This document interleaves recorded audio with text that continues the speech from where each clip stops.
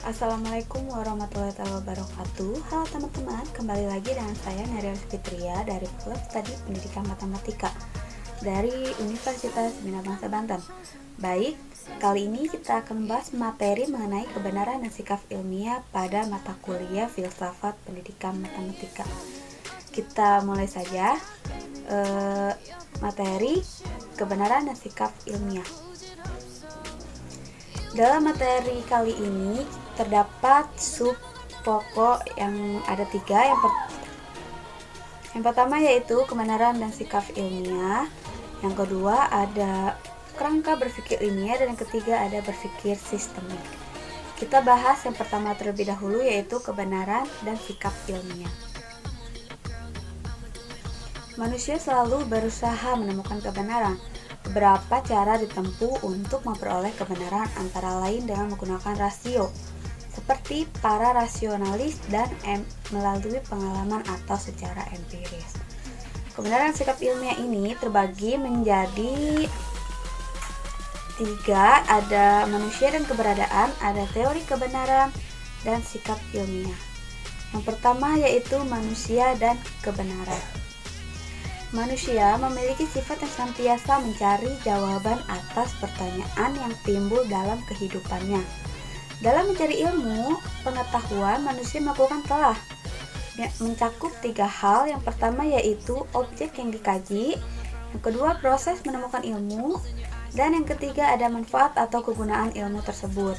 Adapun menurut Ford tahun 2006, kebenaran atau truth dapat dibedakan atas 4 macam. Yang pertama ada kebenaran metafisik, yang kedua ada kebenaran etik, yang ketiga ada kebenaran logika, dan yang keempat ada kebenaran empirik.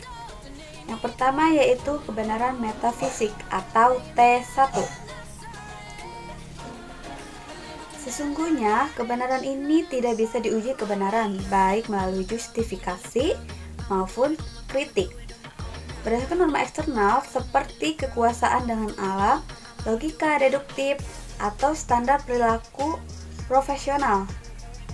Kebenaran metafisik yaitu kebenaran yang paling mendasar dan puncak dari seluruh kebenaran, atau basic ultimate truth, karena itu harus diterima apa adanya. Misalnya kebenaran iman dan doktrin-doktrin absolut agama. Yang kedua ada kebenaran etik atau T2. Kebenaran etik merujuk pada perangkat standar moral atau profesional tentang perilaku yang pantas dilakukan. Seseorang dikatakan benar secara etik bila ia berperilaku sesuai dengan standar perilaku itu. Sumber kebenaran etik bisa berasal dari kebenaran metafisik atau dari norma sosial budaya suatu kelompok masyarakat atau komunitas profesi tertentu. Kebenaran ini ada yang mutlak atau memenuhi standar etika universal, dan pula yang relatif. Yang ketiga ada kebenaran logika atau T3.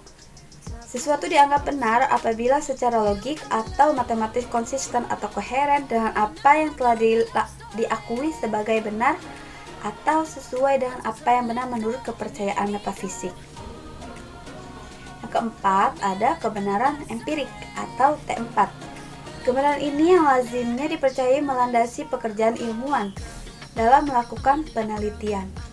Sesuai dengan kepercayaan asumsi, dalil, hipotesis, atau proposisi.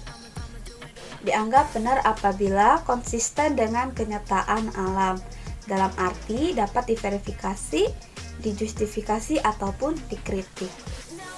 Itu manusia dan kebenaran. Yang selanjutnya ada teori kebenaran. Dalam teori kebenaran ini terbagi menjadi 3 teori. Yang pertama ada teori korespondensi, yang kedua ada teori koherensi atau konsistensi, dan yang ketiga ada teori pragmatisme. Yang pertama yaitu teori korespondensi. Dalam teori korespondensi menyatakan bahwa kebenaran adalah kesesuaian antara pikiran dan kenyataan sebuah teori. Adapun moto teori ini yaitu truth if fidelity to objective reality, yang artinya kebenaran setia atau tunduk pada realitas objektif.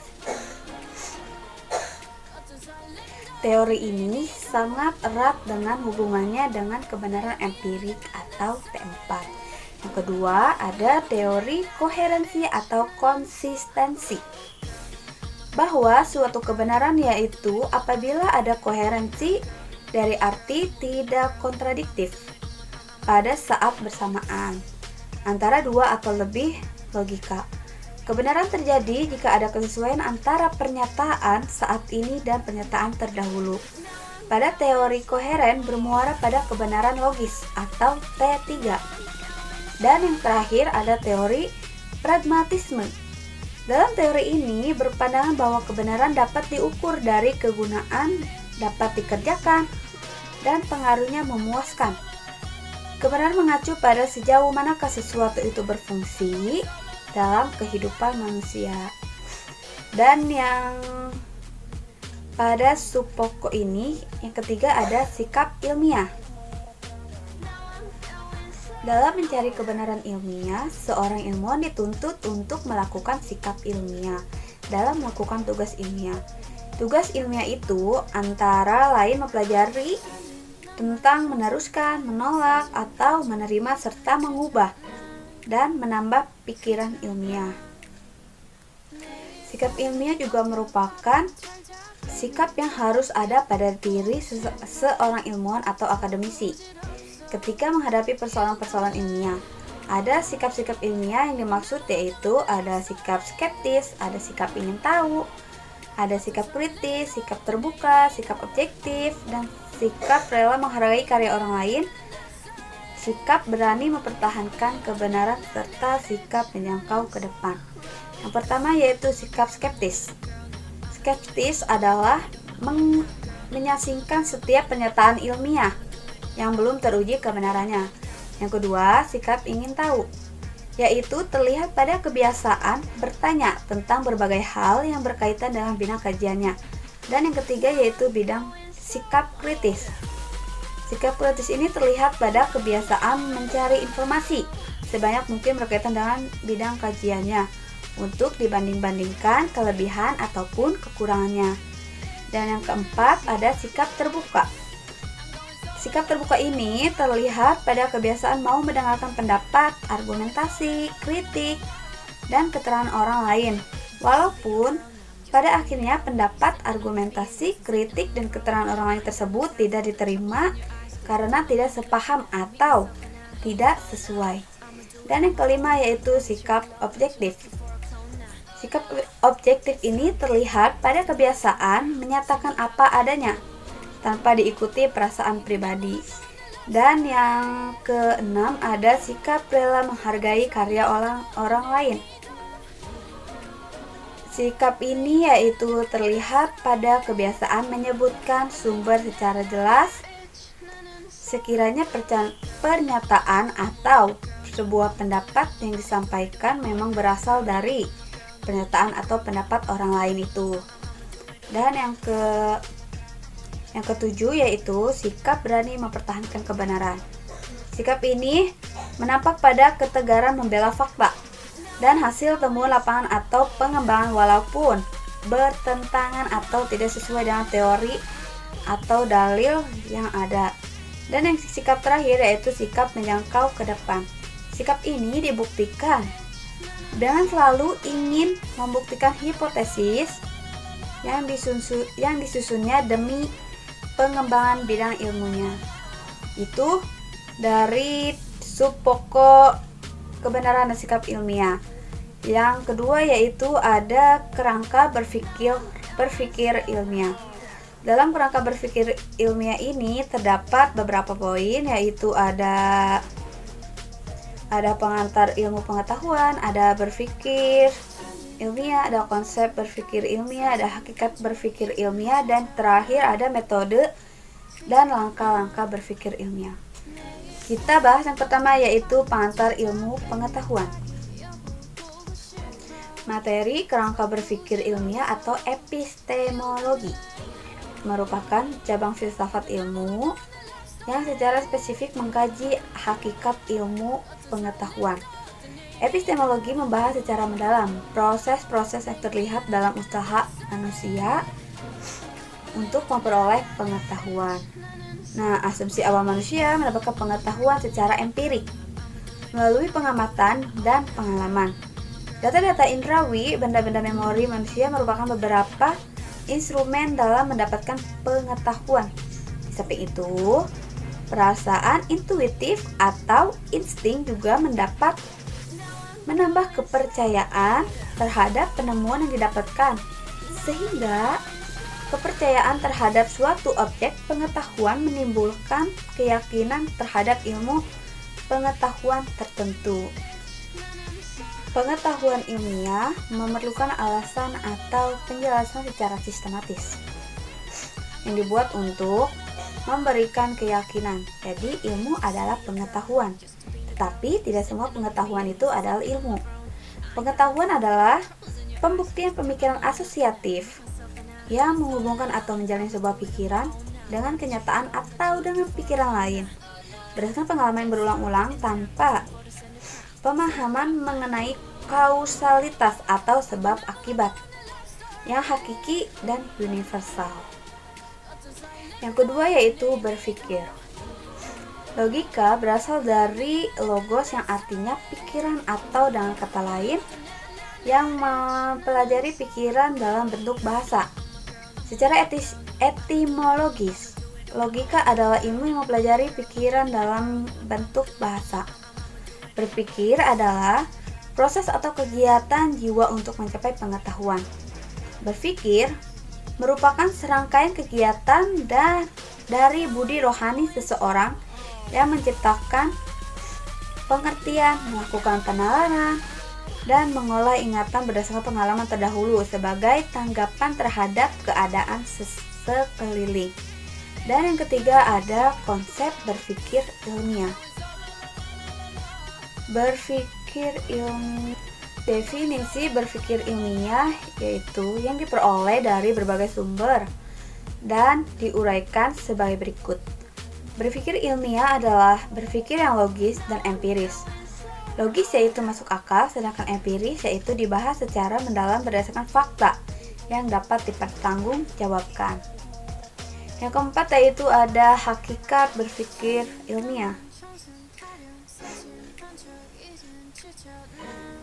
Kegiatan penalaran harus memenuhi dua persyaratan penting. Syarat pertama yaitu harus logis dan syarat kedua analitis. Kegiatan berpikir tidak dapat disebut sebagai penalaran atau berpikir ilmiah.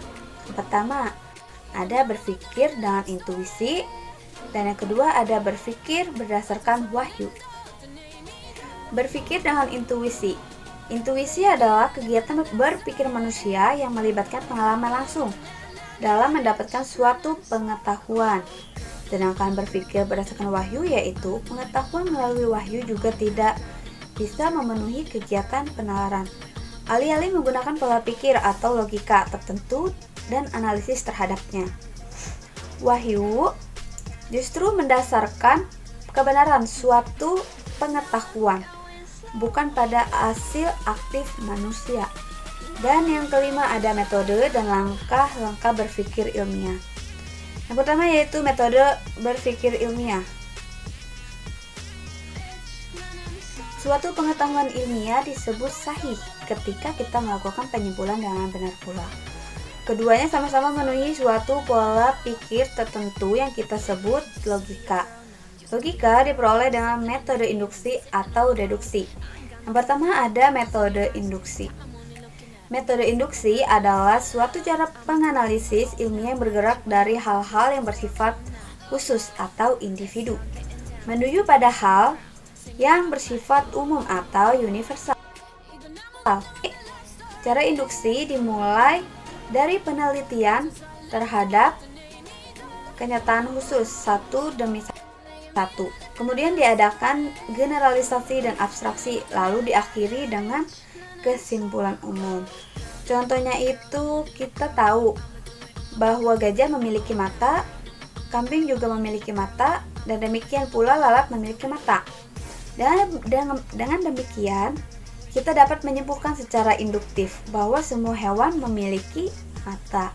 Dan yang kedua ada metode deduksi. Metode deduksi adalah kebalikan dari induksi. Kalau induksi bergerak dari hal-hal yang bersifat khusus ke umum, metode deduksi sebaliknya, yaitu bergerak dari hal-hal yang bersifat umum atau universal, kemudian ditetapkan hal-hal yang bersifat khusus. Contohnya itu, semua manusia bisa mati. Sokrates adalah manusia, jadi bisa kita simpulkan Sokrates bisa mati. Yang kedua ada langkah-langkah berpikir ilmiah. Dalam langkah-langkah berpikir ilmiah itu terbagi menjadi 5, ada merumuskan masalah, merumuskan hipotesis, mengumpulkan data, menguji hipotesis, dan yang terakhir merumuskan sebuah kesimpulan. Yang pertama yaitu merumuskan masalah. Berpikir ilmiah melalui metode ilmiah didahului dengan kesadaran akan adanya sebuah permasalahan. Permasalahan ini kemudian harus dirumuskan dalam bentuk kalimat tanya. Dan penggunaan kalimat tanya diharapkan akan memudahkan orang yang melakukan metode ilmiah untuk mengumpulkan sebuah data yang dibutuhkannya, atau menganalisis data tersebut kemudian bisa menyimpulkannya. Dan yang kedua yaitu merumuskan hipotesis. Hipotesis adalah jawaban sementara dari rumusan masalah yang masih memerlukan pembuktian berdasarkan data yang telah dianalisis. Dalam metode ilmiah ini, proses berpikir ilmiah perumusan hipotesis sangat penting. Rumusan hipotesis yang jelas dapat membantu mengarahkan pada proses selanjutnya dalam metode ilmiah. Hal ini disebabkan berpikir ilmiah dilakukan hanya untuk menguji hipotesis yang telah dirumuskan. Dan yang ketiga yaitu mengumpulkan data. Pengumpulan data merupakan tahapan yang agak berbeda dari tahapan-tahapan sebelumnya dalam metode ilmiah. Pengumpulan data dilakukan di sebuah lapangan. Seorang peneliti yang sedang menerapkan metode ilmiah perlu mengumpulkan data berdasarkan hipotesis. Sudah disebutkan sebelumnya bahwa hipotesis yaitu jawaban sementara dari suatu permasalahan yang telah diajukan. Berpikir ilmiah pada hakikatnya merupakan sebuah proses pengujian hipotesis. Dalam kegiatan atau langkah menguji hipotesis, peneliti tidak membenarkan atau menyalahkan hipotesis, tetapi menerima atau menolak hipotesis tersebut. Dan yang kelima ada merumuskan kesimpulan. Rumusan simpulan harus sesuai dengan masalah yang telah diajukan sebelumnya. Kesimpulan atau simpulan ditulis dalam bentuk kalimat deklaratif secara singkat tetapi jelas dan padat. Harus dihindarkan untuk menulis data-data yang tidak relevan dengan masalah yang diajukan walaupun dianggap cukup penting. Oke, materi yang ketiga yaitu berpikir sistemik. Dalam berpikir sistemik itu terbagi beberapa bahasan, ada 6. Yang pertama yaitu konsep berpikir sistemik. Dan yang kedua yaitu berpikir sistemik atau system thinking. Ketiga ada alur berpikir sistemik. Yang keempat langkah penerapan berpikir sistemik. Yang kelima contoh penyelesaian studi kasus menggunakan pendekatan berpikir sistem. Dan yang terakhir ada system thinker. Baik, kita bahas yang pertama terlebih dahulu yaitu konsep berpikir sistemik. Untuk memahami apa itu berpikir sistem, kita harus tahu dulu apa definisi dari sistem. Sistem adalah suatu tatanan yang terdiri atas berbagai unsur, di mana antara unsur yang satu dan yang lainnya sangat erat kaitannya dan sehingga bila mana salah satu unsur tersebut tidak berfungsi, maka tatanan tersebut akan tidak berfungsi pula. Adapun contoh-contoh dalam sistem tersebut yaitu seperti sistem peredaran darah manusia, ekosistem alam yang terdiri atas berbagai elemen seperti air, udara, tumbuhan, dan hewan. Semuanya merupakan satu kesatuan. dan onderdil seperti sepeda terdiri dari roda sepeda, setir sepeda, sadel sepeda, dan juga kerangka sepeda. Tidak akan berarti apa-apa jika hanya sepeda tersebut terpisah. Dan yang kedua yaitu berpikir sistemik atau system thinking, yaitu sebuah cara untuk memahami sistem yang kompleks dengan menganalisis bagian-bagian sistem tersebut, mengetahui pola hubungan yang terdapat di dalam setiap unsur atau elemen penyusun sistem. Berpikir sistemik yaitu artinya memikirkan segala sesuatu berdasarkan kerangka metode tertentu. Ada urutan dan proses pengambilan keputusan. Berpikir sistemik atau system thinking maknanya mencari dan melihat segala sesuatu, memiliki pola keteraturan dan bekerja sebagai sebuah sistem. Misalnya, bila kita melihat otak, akan terbayangkan sistem saraf dalam tubuh manusia ataupun hewan. Bila kita melihat jantung, akan terbayangkan juga sistem peredaran darah di seluruh tubuh manusia ataupun juga hewan. Berpikir sistemik atau system thinking ini mengkombinasikan antara dua. Yang pertama, ada analytical thinking atau kemampuan mengurai elemen-elemen suatu masalah. Dan yang kedua ada synthetical thinking atau memadukan elemen-elemen tersebut menjadi kesatuan. Baik, yang ketiga, alur berpikir sistemik. Telah diuraikan sebelumnya bahwa berpikir sistemik dilakukan dengan cara mengombinasikan antara analisis dan juga sintesis. Kita harus memahami dan akhirnya memadukan dua komponen dasar tersebut. Analisis yaitu alat untuk memahami elemen-elemen suatu kemampuan dasar. Elemen-elemen suatu permasalahan.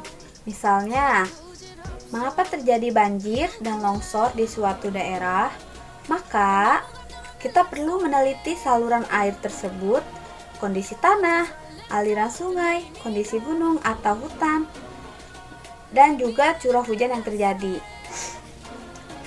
Selain itu, kita juga harus melakukan sintesisnya, yakni proses memahami bagaimana elemen-elemen itu berfungsi secara bersama-sama. Kita bisa meneliti hubungan yang jelas antara curah hujan yang tinggi dan kondisi hutan atau gunung yang gundul, lalu menyebabkan aliran sungai yang sangat deras dan akhirnya menyembur ke daerah tertentu.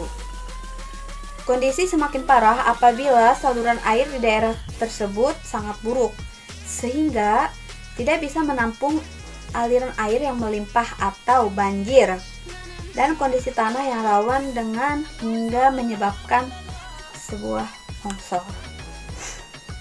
Dalam interaksi antar elemen tersebut, kita harus memahami bahwa segala hal merupakan bagian dari suatu sistem. Dengan kata lain, hal berinteraksi satu sama lain, yaitu tak ada suatu perkasa di atas muka bumi ini yang berdiri sendiri sebab semuanya saling terikat.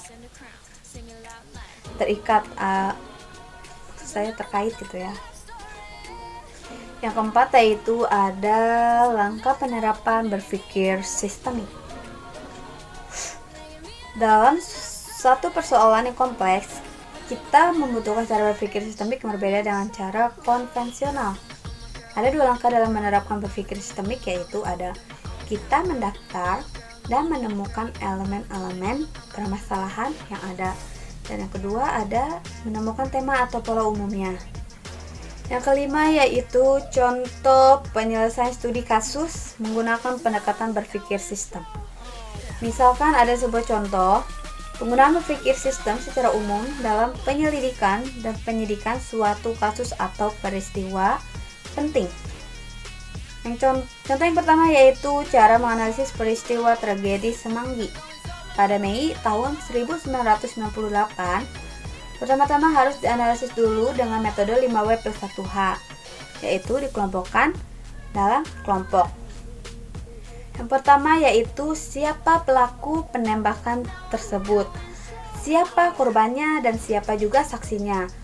Yang kedua yaitu what atau apa. Apa alat atau senjata yang digunakan oleh petugas militer untuk menembak massa? Apa pangkat militernya? Apa nama kesatuan yang terlibat penembakan? Apa senjata yang dipakai massa melawan petugas keamanan? Dan yang ketiga yaitu bila mana peristiwa terjadi itu terjadi. Misalkan hari apa, tanggal berapa, jam berapa, menit keberapa, dan juga detik keberapa. Yang keempat yaitu di mana lokasi kejadian tersebut. Misalkan di kota, atau di sektor atau di jalan tersebut, dan atau di sebuah bangunan. Yang kelima yaitu bagaimana kronologis kejadian. Misalkan mulainya berkumpul massa, peristiwa penembakan, dan juga konsolidasinya. Serta yang keenam ada mengapa sampai terjadi peristiwa tersebut. Misalkan mengungkapkan latar belakang dan motif dasar alasan terjadinya peristiwa tersebut. Dan yang terakhir yaitu system thinker. System thinker melihat sebuah permasalahan setidaknya dalam 3 tingkatan. Yang pertama yaitu kejadian atau event, yang kedua perilaku atau sistem behavior, dan yang terakhir ada struktur atau underlying struktur. Semakin ke dalam analisis semakin susah karena konsep yang digunakan semakin abstrak. Namun biasanya jika dilakukan dengan baik, solusi yang tersedia akan lebih baik lagi. Tingkatan ini yang pertama yaitu ada event atau pendekatan reaktif. Tingkatan paling atas adalah jenjang kejadian atau event. Jenjang inilah yang paling kasat mata. Biasanya bisa ditangkap oleh panca indera. Analisis yang tidak terlatih, bahkan sebagian manajer cenderung akan bereaksi terhadap kejadian. Jadi, kata kunci yaitu reaktif.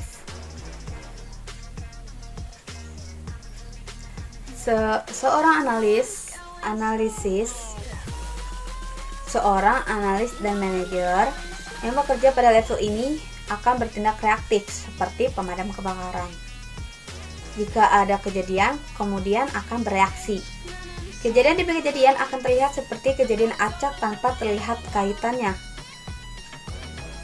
Yang kedua ada perilaku sistem atau pendekatan antisipasif. Tingkatan yang lebih mendalam yang bisa dilakukan adalah dengan mengamati perilaku sistem. Satu faktor penting yang harus diperhatikan pada level ini adalah sebuah waktu. Dengan kata lain, kita akan coba melihat dinamika sistem dari satu waktu ke waktu yang lain. Kumpulan kejadian-kejadian bisa dilihat dalam rentetan waktu, sehingga akan terlihat juga pola-pola tertentu. Yang ketiga ada struktur sistem atau pendekatan generatif. Pendekatan terakhir ini paling susah karena seorang analis dan pengambil kebijakan harus memiliki kemampuan analitis abstrak dan harus memiliki sebuah visi. Untuk bisa melakukan analis tahap ini, seorang analis yang terlatih sekalipun biasanya untuk setiap kasus perlu bantuan sebuah pendekatan antisipatif sebelum kemudian menyelam ke pendekatan generatif. Mungkin itu penjelasan dari materi kebenaran dan sikap ilmiah yang dapat saya sampaikan. Kurang lebihnya mohon maaf. Wabillahi taufiq wal hidayah. Wassalamualaikum warahmatullahi wabarakatuh.